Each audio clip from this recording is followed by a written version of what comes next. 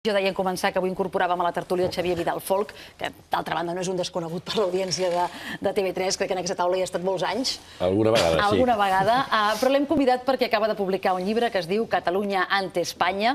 El primer que voldria saber, Xavier, perquè és obvi que t'hem llegit parlar sobre la situació política entre Catalunya i Espanya els últims mesos, diria els últims anys, habitualment als mitjans de comunicació, i no sé si el llibre és fruit de voler d'alguna manera condensar el que abans havies fet amb articles o hi ha novetats, i què et porta d'alguna manera a voler sintetitzar en un llibre prou curt aquesta mena de revisió crítica, dius al pròleg, de passar pel sedàs de la realitat el que ha passat en els últims 4 anys. Hi ha una condensació d'articles, hi ha coses noves, i hi ha, sobretot, un intent d'una mirada una mica, no pot ser desapassionada, però que no vol ser passional.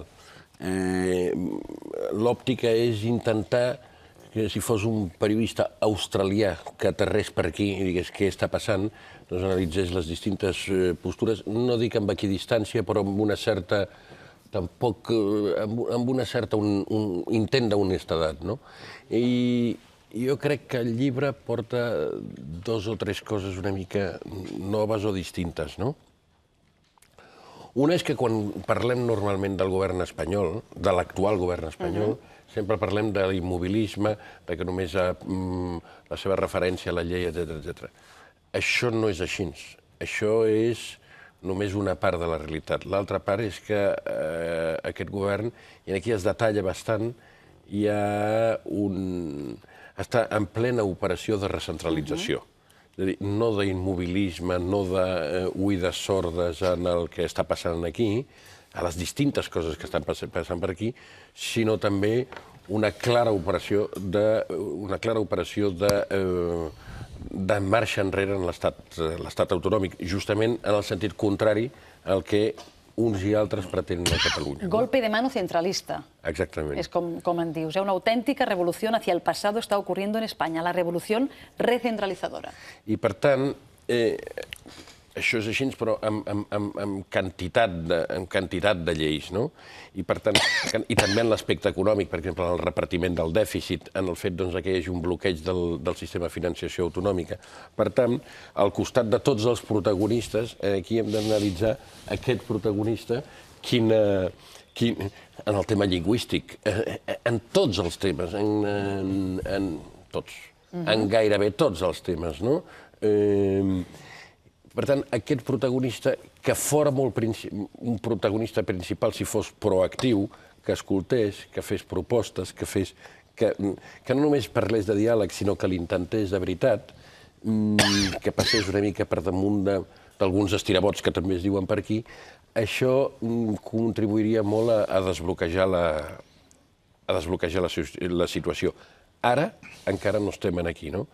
O aquest govern ho entén, o ho tindrà que entendre el pròxim. I, diguem-ne, tampoc passarà tant temps perquè n'hi hagi un govern de nou. Crec que és molt important que fem aquesta reflexió. Almenys jo la començo a intentar aquí per definir exactament el que està passant. No és una qüestió d'immobilisme, sinó de marxa enrere.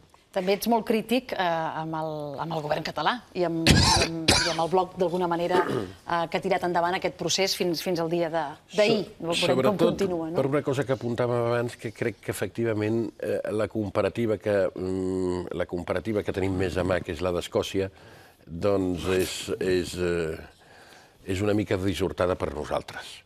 No dic en els quals resultats, perquè efectivament el llibre es va acabar quan encara no s'havia celebrat el referèndum d'Escòcia, sinó pels procediments. Els procediments allà han estat molt seriosos, també facilitats perquè Westminster, perquè Londres, diguem-ne, va haver-hi un moment en què va dir parlem-ne, i escolti, fem això i pactem com fer-ho. Això facilita molt, no? Però el respecte als mètodes, el respecte a la informació, el no tenir dèficits democràtics interns entre catalans per fer un procés d'aquest tipus. Els escocesos no van parlar en cap moment de fer estructures d'estat abans de tenir una decisió sobre quin estat s'havia de tenir.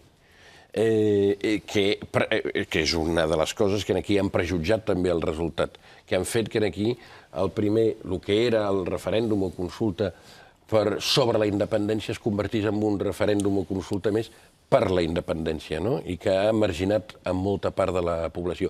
Crec que el nacionalisme català s'ha equivocat molt, molt, igual com s'ha equivocat el nacionalisme espanyol. I la prova és aquesta, que 2 anys després d'unes eleccions estem amb un atzucac i amb unes sortides, verdaderament totes elles, cap d'elles és bona, ni alguna de menys dolenta.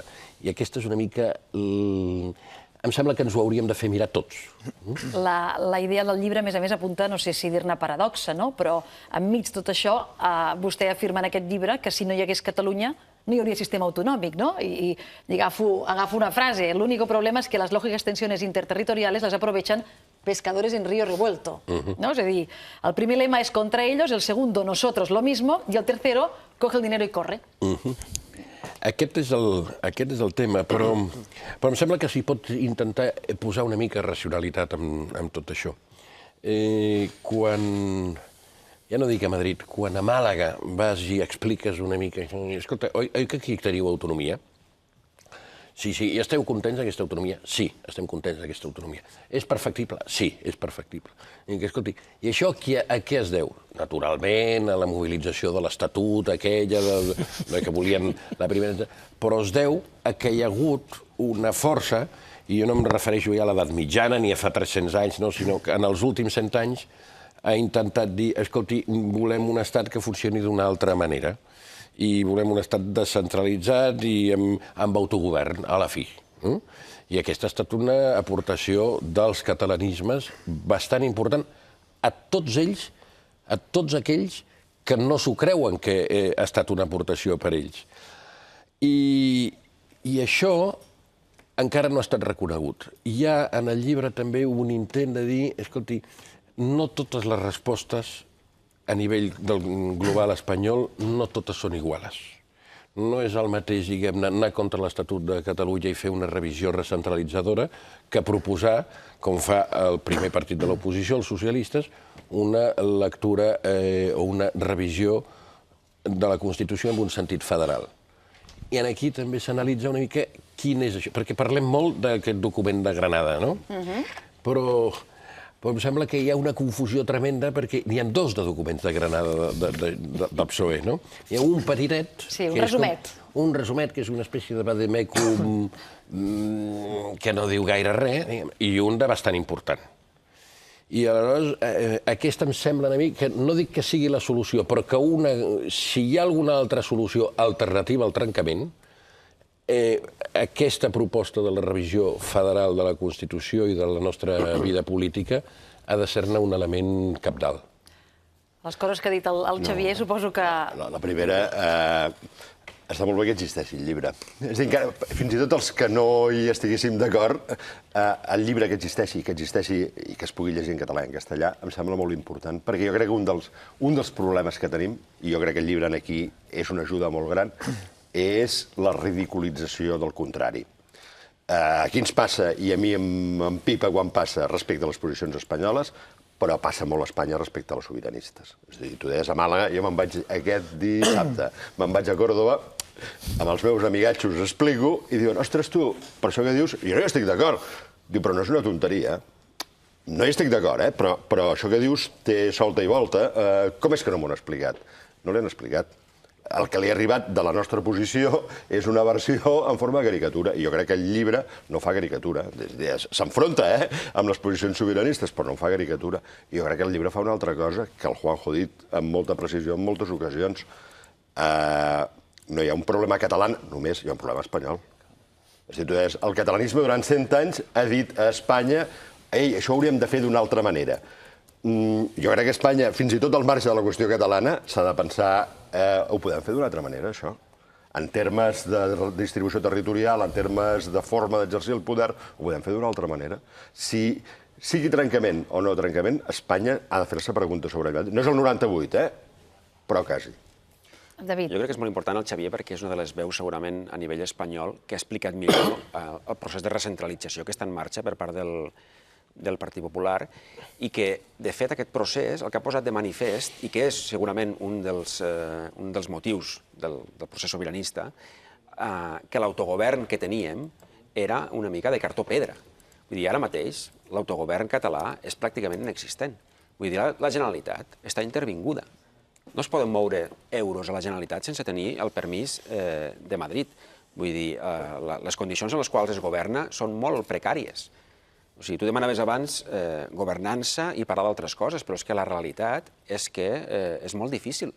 És molt difícil. Cada llei que fa el govern espanyol està laminant l'autogovern. No només de Catalunya, amb això l'Andreu Mas-Colell sempre és molt clar, diu no és contra Catalunya, és global.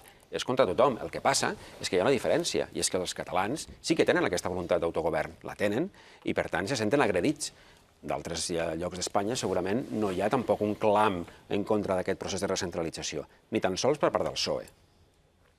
Ni tan sols per part del PSOE, amb moltes de les lleis que s'aproven.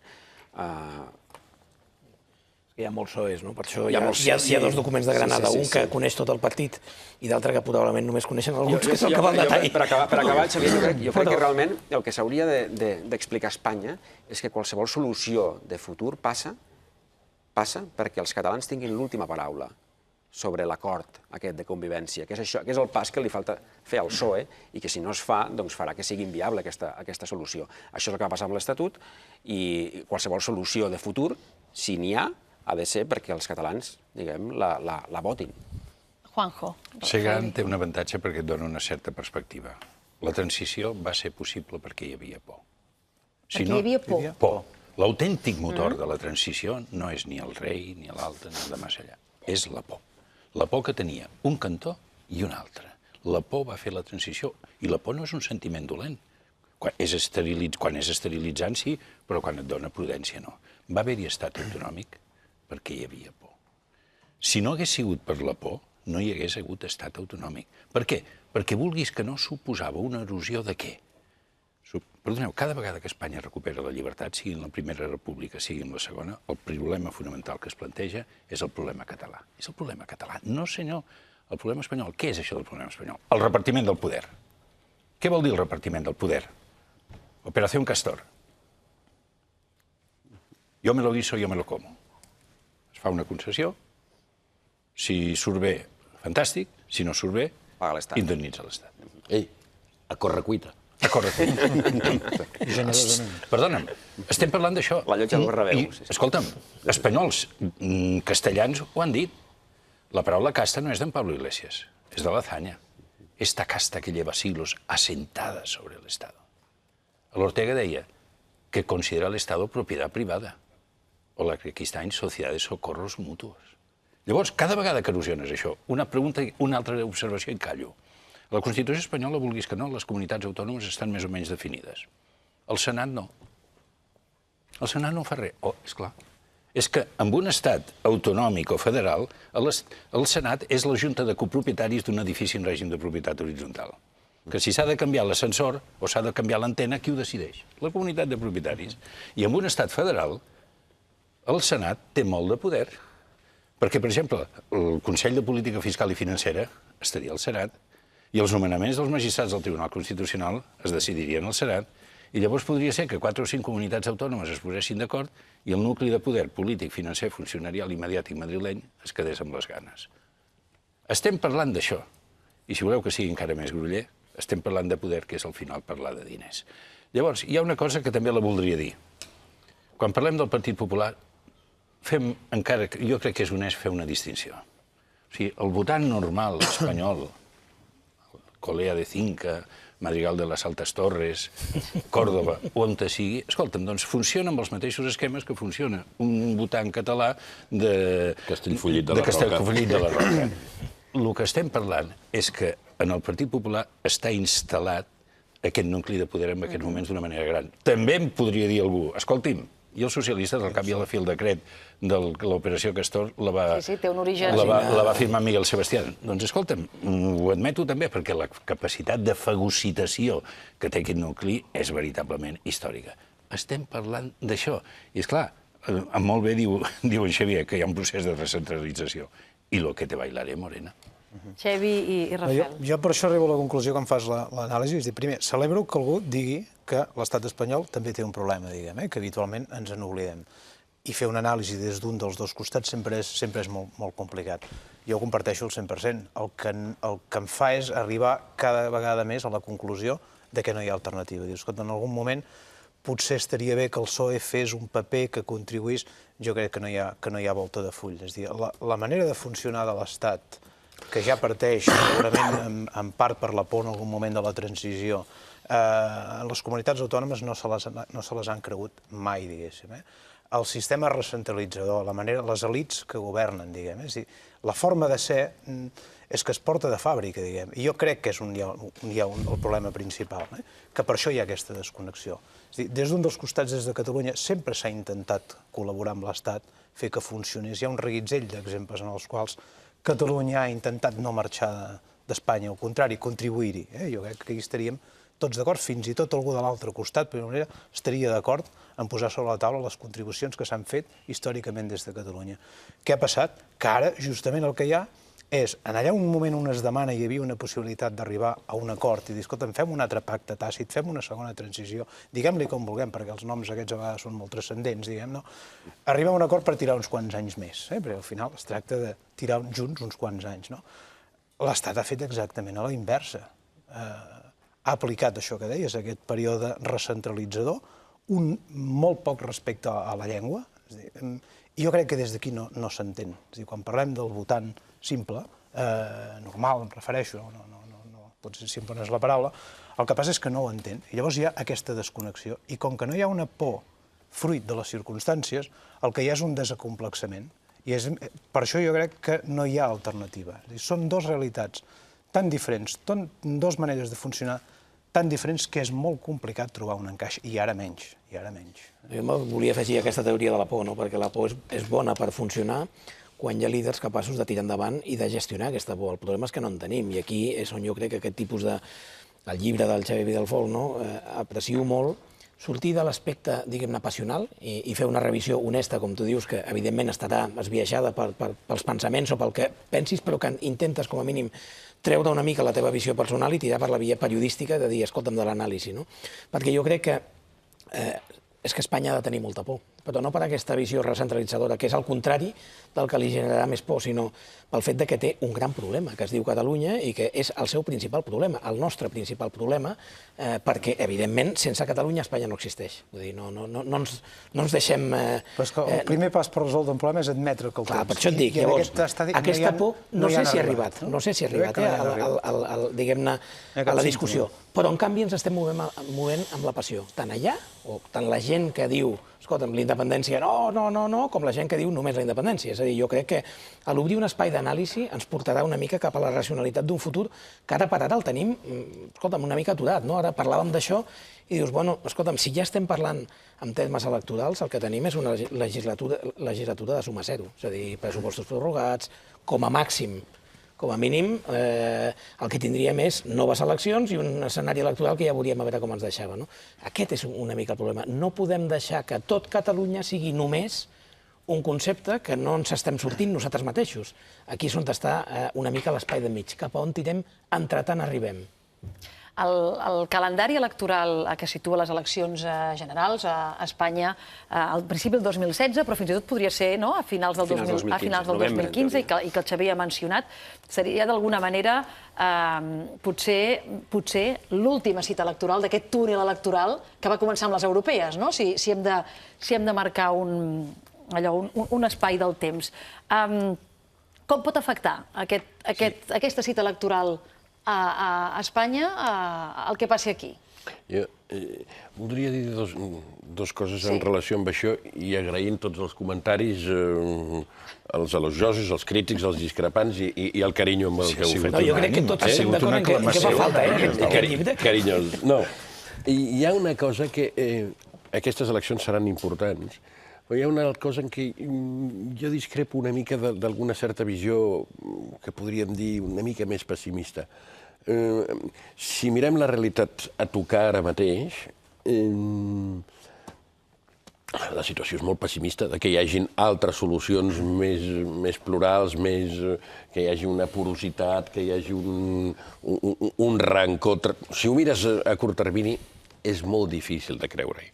Però si en comptes de la cosa que fem els periodistes del dia a dia, del minut a minut, hi posem la llargavistes, la societat catalana i la societat espanyola, això ho dic sobretot des d'un punt de vista econòmic, que és el que jo normalment escric més que d'aquestes qüestions, no?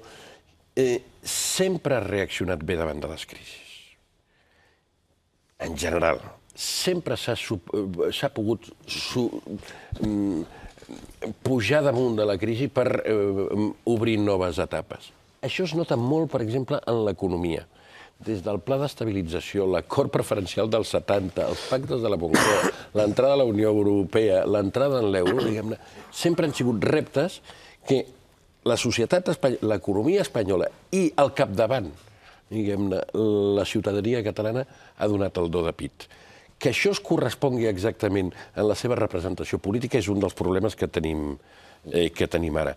I tenim un problema, com deia el David, de poc marge, jo no sé si diria, diguem-ne, d'inexistència, de poc marge de l'autogovern. Però ens passa a Catalunya i passa al conjunt d'Espanya.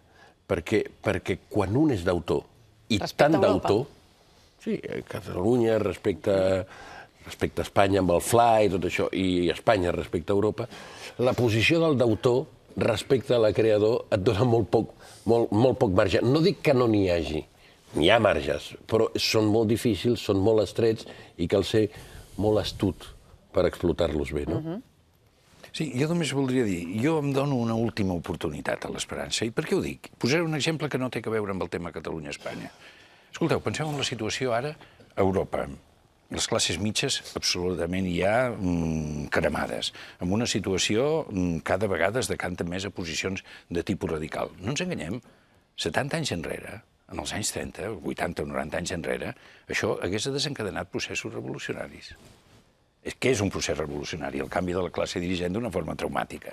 En canvi, en aquests moments no passarà. És a dir, a França jo no sé si al final el Front Nacional guanyarà les eleccions o pactarà amb la dreta o què farà.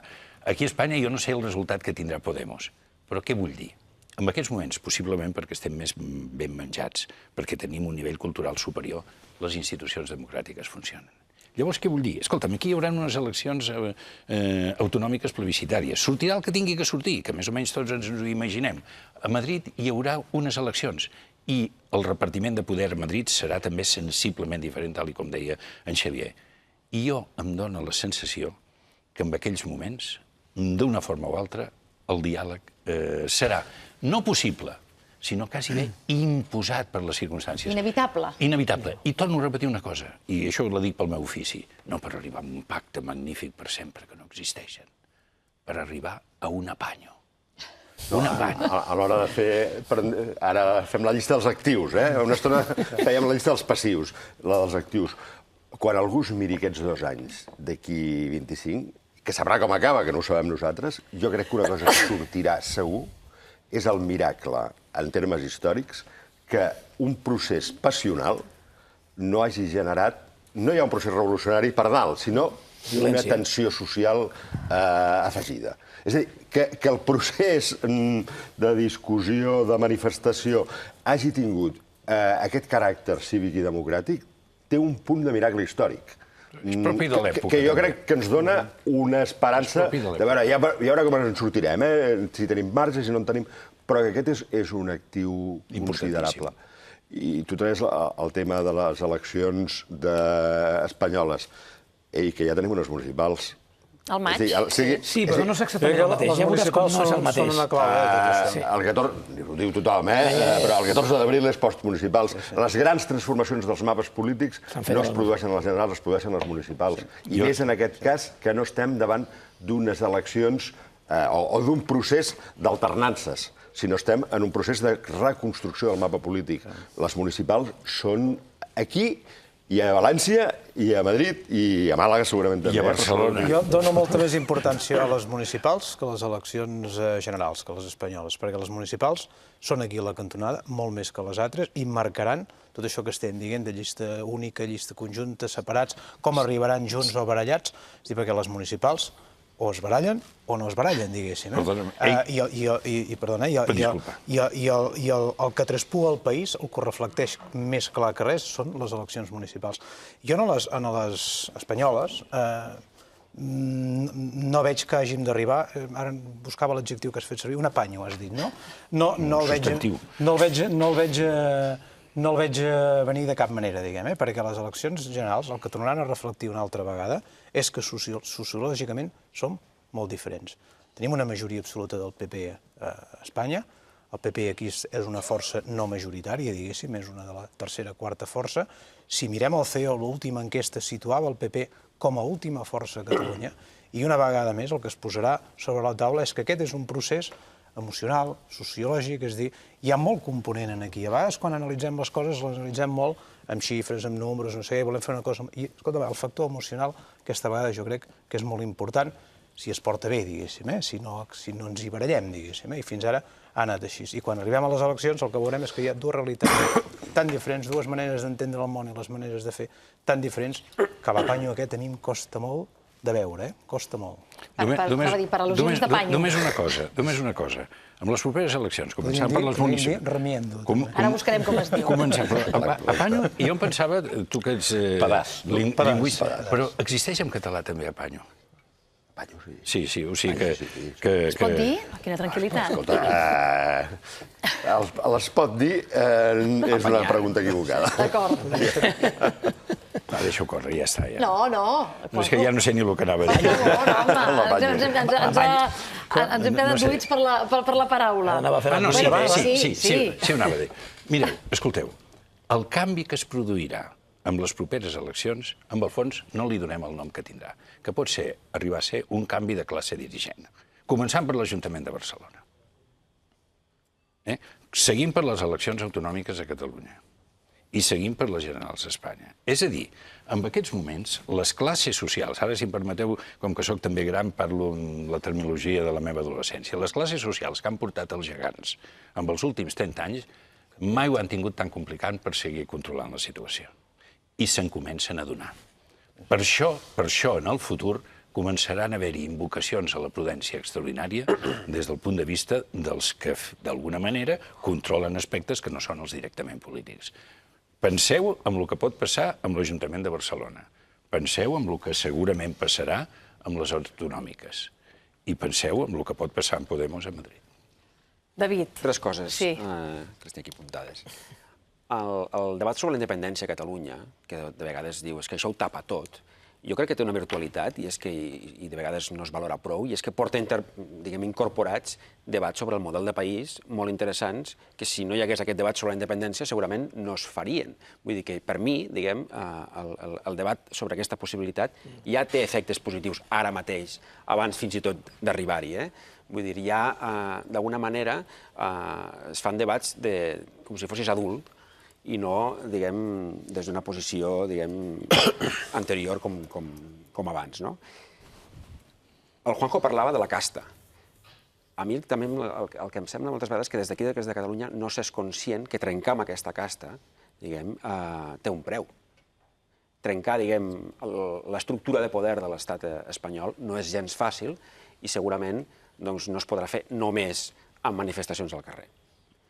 I la tercera cosa és que les eleccions espanyoles pròximes jo preveig una mena de Big Bang, però a lo bèstia. Vull dir, un Big Bang en el qual segurament no només hi haurà un canvi de classe dirigent, és que jo crec que es trencarà el consens bàsic de la transició i que s'ha forjat els últims anys i les últimes dècades al voltant de la Constitució, i que serà una Espanya que pot esdevenir ingovernable. Ja veurem què surt d'allà, perquè jo crec que serà molt més difícil arribar segurament a un acord amb aquesta Espanya ingovernable del que ho hauria estat amb l'Espanya actual. Diguem que si haguéssim tingut una mica més de cintura, tenien la possibilitat d'oferir a Catalunya una sortida, molt més digna. L'eclosió de Podemos té coses positives, però és que jo crec que hi haurà una divisió molt forta. Vull dir,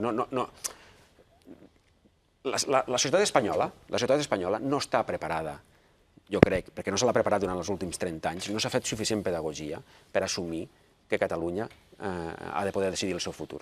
I això és una cosa que no es pot ensenyar d'un dia per l'altre. Això és una cosa, diguem, que necessita anys de pedagogia, que no s'ha fet i que jo crec que no estem a temps, és la impressió personal, d'arreglar-ho. Són les 10:07. Mariano Rajoy ha parlat de la qüestió, de seguida hi entrem, ha demanat a Mas seny i adverteix que recorrerà si no es compleix la llei. Per tant, una de les coses que posàvem sobre la taula al començar aquesta tertúlia, la reacció del govern espanyol ajudarà a que aquest 9-9N sigui una cosa o sigui una altra. És a dir, s'està construint el que acabarà sent aquest 9-9N. Avui tenim sobre la taula les al·legacions de la Generalitat de Catalunya als recursos a la impugnació al Tribunal Constitucional. Les van presentar divendres i les tenim aquí. És a dir, que paral·lelament al que pugui estar passant políticament, jurídicament, hi ha una batalla que continua als tribunals i, òbviament, el Tribunal Constitucional ara les prendrà en consideració i en base a això i el que diu el govern espanyol haurà de prendre la seva decisió sobre la consulta, sobre el vell 9N, de començar a parlar sobre aquests termes. De seguida hi entrem. Deixeu-me que fem una pausa en aquesta tertúlia per mirar quina és la previsió meteorològica per al dia d'avui i també per als pròxims dies, amb aquesta mena de tardor estiuenca que ens descriu cada dia la Gemma. Bon dia, Gemma. Boires baixes. Boires i aquesta tardor. Avui al matí hem tingut temperatures de tardor real, podríem dir, però com dèiem, de cara al migdia i sobretot els propers dies sembla que l'estiu vol tornar. Boires presents des de Sant Pere de Torelló, des de la Plana de Vic i també aquestes bandes de núvols alts i mitjos que eren presents en altres fotografies, com aquesta que ens han fet arribar des de Xerta, aquests núvols prims que a estones deixen el cel una miqueta més enterbolit. Una altra fotografia també d'aquestes boires enganxades al terra des de Solsona i alguns núvols alts també es veuen en aquesta fotografia i un vent de mestral que bufa, a primera hora del matí ha bufat amb una miqueta més de força cap a l'extrem sud. Veiem aquesta fotografia des de la badia del Fangar i aquí amb un cel més net de núvols. Anem a veure la situació actual. En les imatges en directes es pot esquiar a la cota 2300, fred, a alta muntanya, 3 graus ara mateix, 75% d'humitat i com veuen aquest cel emblanquinat, aquests núvols alts i prims que van avançant d'oest a est. Algun núvol baix, algun banc de boira matinal, poc important avui, a Montserrat, 13 graus, 65% d'humitat, panorama de més estabilitat des de Platja d'Aro, però també amb una temperatura que ha quedat una miqueta més curta, amb aquests 13 graus, i núvols prims presents des de Cambrils, 17 graus, 60% d'humitat. Avui les temperatures han baixat, ha refrescat a tot arreu, entre 2 i 4 graus respecte a ahir, han baixat els termòmetres, amb aquests valors més baixos, més freds, cap a punts de la meitat nord, 4 graus tan sols de mínima a Guardiola de Berguedà, Sant Pau de Segúries, 0 graus a Das, a la Cerdanya, al Pont de Cer 4, 0 graus avui, 5 a Prades, però moltes mínimes per sota dels 10 graus, per tant aquests valors més baixos, i tan sols a la façana litoral també ha baixat el termòmetre, però mantenint aquests termòmetres entre 15, 16, 17 graus, per exemple, a Barcelona, 17 a l'Hospitalet de l'Infant, o també amb una mica de tramuntana rescalfada, 17 graus a Portbou. Una situació força estable, la que tindrem avui, tan sols amb aquestes bandes de núvols alts i mitjos que van arribant, aquesta banda de núvols que deixa més inestabilitat cap a l'oest de la península, cap a Galícia, cap al Cantàbric. Nosaltres ens arriba tan sols en forma d'aquests núvols alts i prims que van avançant d'oest a est, alguna boira matinal, cel serè a la resta, i això, el que dèiem, el que ha fet és que les temperatures a primera hora reculessin una miqueta. Alguna boira, algun núvol prim que va avançant, a la tarda aquests núvols seran una miqueta més compactes, més gruixuts cap al Pirineu, Prepirineu de Lleida, no es descarta alguna gota cap a la cara sud del Pirineu, fenòmens molt puntuals en conjunt, però tot i aquestes bandes de núvols prims, aquest cel enterbolit, les temperatures avui quedaran una miqueta més altes. Ahir ja tocaven els 25 graus, aquests valors més alts, avui un pas més, per tant, més temperatures entre aquests 22, 27 graus. Una situació també força estable en conjunt cap al País Valencià i Balears, amb sol, amb alguna nuvolada de tarda, temperatures que també aquí pujaran una miqueta més, i com dèiem, la tendència de cara als propers dies és l'estabilitat, tant de cara a demà, dijous, divendres, també de cara al cap de setmana, temperatures que encara al cap de setmana al migdia voldran enfilar-se una miqueta més i també els matins, tot i que mantindríem els valors frescos, seran menys baixes que no pas avui. I una fotografia per acabar, Lídia, doncs encara que tinguem temperatures, podríem dir d'estiu, també tenim moltes fotografies de bolets i, per tant, tardor.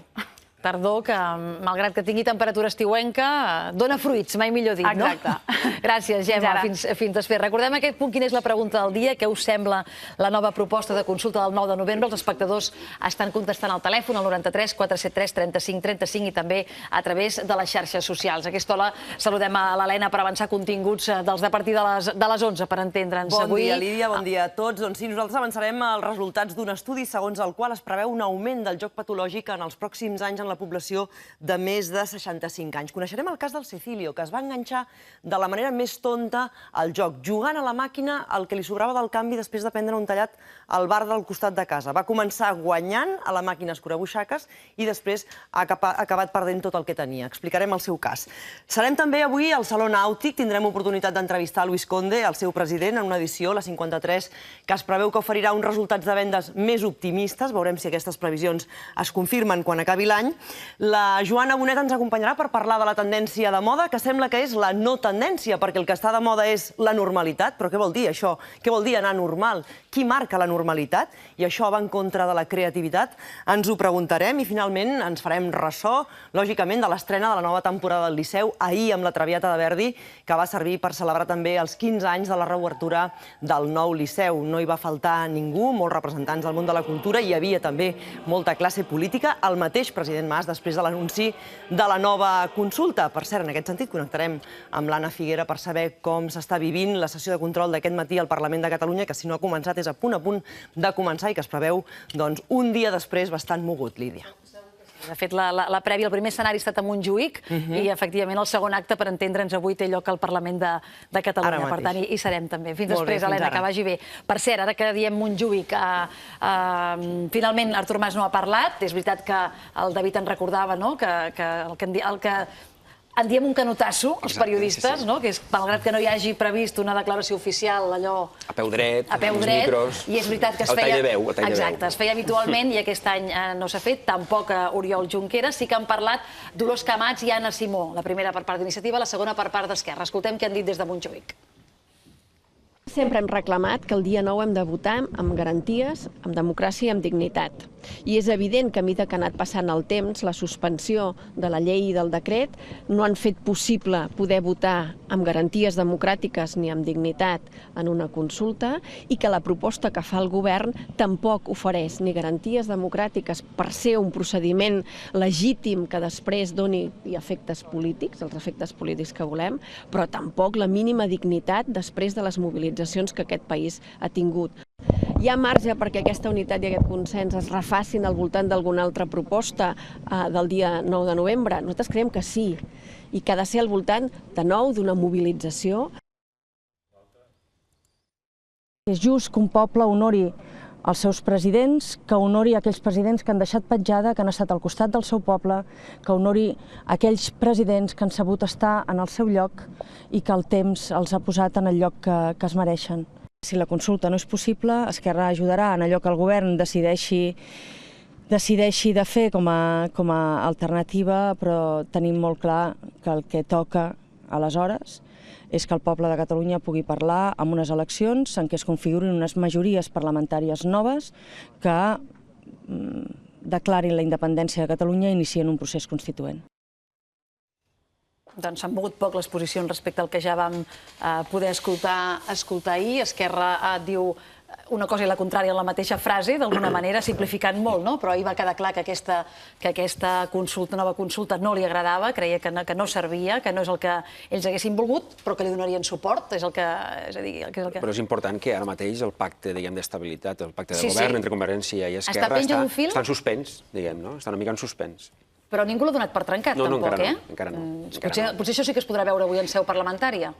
És que, de fet, ara hi ha uns dies encara en els quals és possible que es refaci la unitat. El Quim Arrufat ahir ho deia. I ara Dolors Camats també hi ha fet referència. Dolors Camats també, i per tant encara hem de veure què passa els pròxims dies. Igual es refà l'acord al voltant de la proposta del president Mas afegint alguna cosa i tornem, diguem, es torna a anar junts, diguem, no? Perquè ara és el principal dèficit que jo li veig al moment actual i a la proposta del president Mas. Però molt difícil, perquè Difícil. pot haver-hi un acord conjuntural per fer alguna cosa el dia 9 de novembre, però a partir d'aquí què? És a dir, al final el que va haver-hi és un acord per votar i com que no es pot portar, dur a terme, i veus una mica els posicionaments del partit i són completament diferents. És a dir, Iniciativa, en fi, encara està per pronunciar-se sobre el sentit final de la pregunta, si fos un sí o un no, en comptes de tot aquest laberint de si és que sí, llavors què pensa vostè, ho tindria molt més complicat. Unió també. I, per tant, a partir del 9N, què passarà? Com es fragua aquesta unitat? És molt difícil. Jo ho veig pràcticament impossible. Poder amb unes plebiscitàries, però com es deia abans, no d'un front comú, sinó que cadascun dels partits digui escolta'm, si vota per aquí, vota per la independència, perquè els no independentistes ni ho posaran amb el seu programa. I la resta diu, bueno, cadascú es presenta amb les seves sigles, però això, evidentment, sabem o pensem una miqueta quin és el problema que té per Convergència, que és que Esquerra normalment faria el sorpàs. Bueno, jo crec que el problema de la unitat el tenim centrat ara en una cosa relativament molt menor, que és el programa de festes i festejos del 9D. No, l'altre, per les eleccions, tothom creu que hi ha d'haver eleccions. En aquests moments no hi ha ningú que digui, no, això de les... Ni dirà plebiscitàries, no li diran. Què les convertirà en plebiscitàries? Precisament que els seus resultats puguin ser llegits així. Això pot ser per la llista única o no. Ara, si anem a unes eleccions en les que uns quants partits diguin miri, jo, si haguéssim fet la consulta, jo sóc dels del sí. Hi ha uns altres que, dient-ho no, sabem que són els del no. El que ens falta saber és si hi haurà unes candidatures del sí-no. Que, en caràcter teòric, fa uns anys hauríem dit probablement la del PSC i potser la d'Unió. Però Unió tampoc és clar que estigui en una o altra. Iniciativa. Iniciativa, Tots sabíem... Alguna part d'iniciativa, diguem-ne, no? Tots sabíem... Allà no anirem amb unitat. El que anirem serà, no necessàriament a l'hora de presentar les candidatures, jo crec que seria molt confós, però, sinó a l'hora de llegir-les, quants en tenen cadascuns. Què passarà l'endemà? Segons que surti. És a dir, perquè el sí surti guanyador d'aquestes eleccions, el seu front, es presenti o no unit, ha de sumar més del 51% de l'electorat. Jo crec que tots sabien que a mesura que fins i tot diria, i una mica més, no? 50-0. De l'electorat, eh? Sí, de la gent que... No d'escons, vols dir? No dels escons ni dels votats. Però tots sabien que a mesura que s'acostava el procés es complicarien. És a dir, aquesta unitat, tots sabíem que era un pèl falsa, diguéssim, perquè arribaria un moment en què, davant de posar en un vot a una urna, vot de veritat, en el sentit de dir jo voto la independència, no una consulta que no deixava de ser una consulta ni l'anterior 9N, diguéssim. Ara estem aquí, estem al cap del carrer. Per tant, com deia en David, jo crec que ara venen uns dies en què hem de veure aquesta porcelana fina, si s'enganxa, si la padecem, si no s'apadecem, i jo crec que en bona part... És a dir, pel 9N no en tinc cap dubte que s'apadecerà. És a dir, malgrat que a molts no creuen que és la millor manera de fer-ho, ja em direu qui dels partidaris del sí o del sí fins i tot estarà en contra. És molt complicat estar en contra. Per tant, aquí hi haurà una unitat amb més o menys eufòria, diguéssim, per part de cadascú. Fins i tot Iniciativa, que diu que no hi està a favor, convoca manifestacions davant dels col·legis, diguem. És a dir, fins i tot el més hostil en aquest sentit, o el més reaci a la proposta, i és la CUP, es va definir clarament, que ha fet un exercici...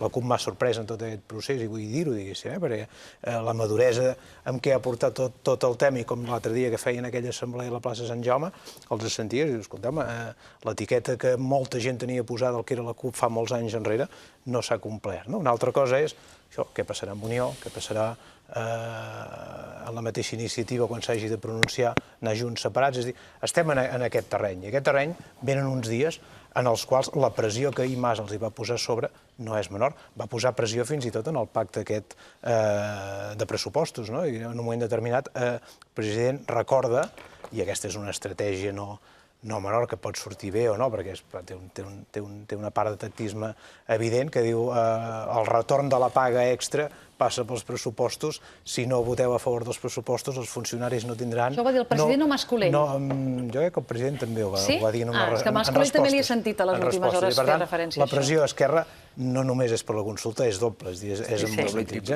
I només una cosa, en relació, és que abans el López Borneo li volia contestar, has fet una reflexió que no comparteixo del tot. No ho he determinat, perquè jo treballo en un mitjà de comunicació i digues, fins i tot en els mitjans de comunicació partidaris del procés veig un desencantament, no sé com ho has dit. He vist algun. D'acord, és a dir, jo no el sé veure i en un moment... L'has vist o l'has sentit, Juanjo?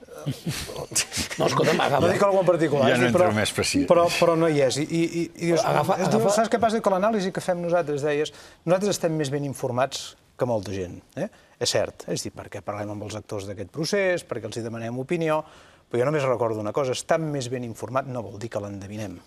Perquè si ens ho agafem objectivament, no hi haurà pregunta, no hi haurà data, no hi haurà acord, la declaració de sobirania que va fer el Parlament, no hi haurà llei de consultes. Ens hem fet un tip de vaticinar que no passarien, alguns, diguem, de vaticinar que no passarien. I ara sembla que hi ha un consens a segons quins llocs i quines tertúlies i quins mitjans, perquè el paper dels mitjans no és menor en aquest cas, diguéssim, això mereixeria una tesi d'una banda. Ara, està de moda dir, aquest 9N no servirà de res, tal com està fet, no hi haurà llista unitària o no es posaran d'acord per fer unes plebiscitàries com cal. Ja en parlem. Només recordo que objectivament, per allò que es diu en periodisme, que és l'opinió és lliure i els fets són sagrats, hi ha uns fets que són molt sagrats, que és tot el que ha acabat passant. I l'altre és, posem al costat tots els vaticinis. Ni un. Alguns diaris i alguns mitjans que vaticinaven que res passaria, tot ha acabat passant. Per tant, ni que sigui per percentatge d'èxit fins ara, no fos cas que passés. Quan jo feia referència als mitjans, ho feia precisament com ho faig sempre, i tu ho saps, amb un sentit crític. Perquè precisament el que estava pensant és el següent. Amb el tema de la primera consulta, home, jo diria que la gent ben informada sabia des de sempre que no es faria. Llavors, jo precisament el que retrec és que, d'alguna manera, s'ha calentat l'ambient, no transparentant això, i creant la imatge, torno a repetir, que si no es podia fer per les bones, s'acabaria trencant la legalitat. Jo crec que amb això, doncs, senzillament, i no estic focalitzant en ningú, i per altra banda crec que això que estic dient aquí, en aquest cas concret, respecte als mitjans catalans, és aplicable als mitjans espanyols i és aplicable a tots els mitjans. Per quina raó? I acabo amb aquesta reflexió. Perquè mai tal vegada han tingut que practicar allò que diu aquí l'esclava del Senyor, facis amb mi segons la teva paraula. Xavier, si ja hem començat una mica la cursa electoral, que sembla que d'alguna manera l'hem començat, hem de reconèixer també una altra cosa, que potser això sigui inevitable, però que unes eleccions anticipades, tinguin el caràcter que tinguin, sempre són un fracàs. De qui les convoca, de qui es veu obligat a convocar-les, i dels que han acompanyat en el procés que ha desembocat amb això. Segona precisió, unes eleccions plebiscitàries, atenció. Eleccions i plebiscits és una mica com l'aigua i l'oli, que, diguem-ne, no dic que pugui ser necessàriament negatiu, però té molts números perquè agafin les coses negatives de totes. El plebiscit dius sí o no a una cosa. Unes eleccions, dius, escolti, votes un lideratge, votes un programa, votes programes molt distints. Jo, diguem-ne, m'agradarà veure-ho, això, com això es fa i com es justifica també. Unes eleccions i un plebiscit, unes eleccions plebiscitàries no deixen de ser un altre succedani de distints succedanis que hem anat veient. Només recordo que és que no deixen votar, diguéssim. No s'ha triat. Tinguem sempre present que es voldria una altra cosa. Evident, això hi estem d'acord d'entrada. I segona, hi ha una cosa que és ara pràcticament impossible, però que teòricament ens tindríem que posar sobre la taula. És a dir, o alguns, a més, diguem-ne, que els analistes tindrien que posar sobre la taula, exigir al govern d'Espanya que hi hagi una resposta proactiva. I dir, escolti, abans d'unes eleccions, abans d'un no sé què, etcètera, escolti, això hem arribat molt lluny tots plegats, seiem, veiem-se, tinc algunes idees, si és que en tenen, posem-les sobre les taules, posem d'acord les seves, identifiquem els problemes i fem tot això, el que s'hagi de fer, d'una forma que no sigui un diàleg de sords en el mal sentit de la paraula. En aquest sentit... Els mitjans de comunicació del món li estan demanant, diguéssim. Sí, el Financial Times, on ell ahir justament donava una conferència o nosaltres en el país ho hem dit mitja dotzena de vegades. Avui mateix. Jo crec que els mitjans, nosaltres, no els mitjans, la gent que hi som, aquí ens hem equivocat i allà també, en una cosa molt important és en no concedir-nos a nosaltres mateixos marge de maniobra. Jo crec que, per exemple, el sobiranisme s'ha equivocat amb la sacralització del 9 de novembre, dient caixa o faixa o ara o mai. Escolti, si pot ser bé i si no pot ser també. És a dir, ens hem de dotar nosaltres mateixos de marge de maniobra, perquè si no hi ha marge de maniobra no hi ha negociació. I, per tant, com és un procés que ha d'acabar negociat, ens hem de donar marge de maniobra. I els mitjans han pres marge de maniobra al govern de Madrid. Li he anat dient, escolti, vostè el que ha de fer és fotre alguns, No tots. No tots i no tots per igual, diguem-ne. Cadascú és un pare de sa mare, diguem-ne.